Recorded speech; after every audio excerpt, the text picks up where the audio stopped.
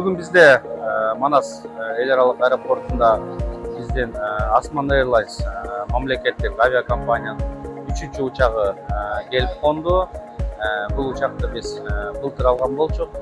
Бул ошол биздин Osman Airlines'да учуп жүргөн жана Dash 8 Q400 үлгүсүндөгү учактардын эле типинде ошондой эле учак алдык. Былтыр биз контрактыбыз этип соглашение түзгөн болчук. Мына бүгүн буйрук келип отурат. Бул дагы где-то 10-15 күнүн ичинде биздин баягы жарандык авиациянын өзүнүн талаптарына карата регистрация өтөт. Андан кийин болсо сентябрдын 10-15-теринде уже рейстерге коюп баштайбыз бул учакты.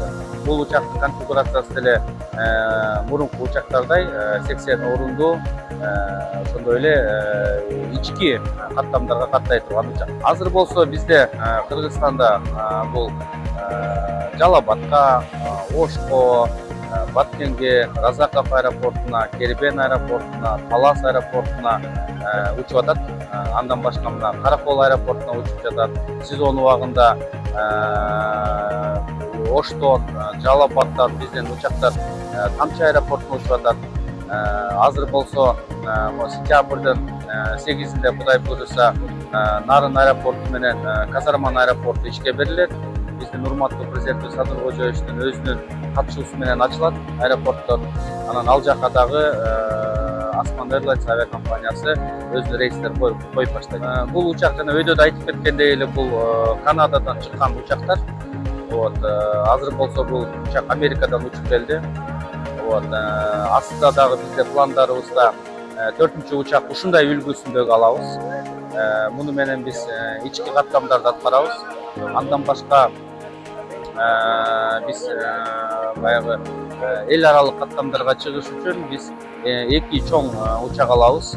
Ал жерге Airbus учагын деп биз азыр биздин специалисттер изилдөө өткөрүшүп тактап беришти.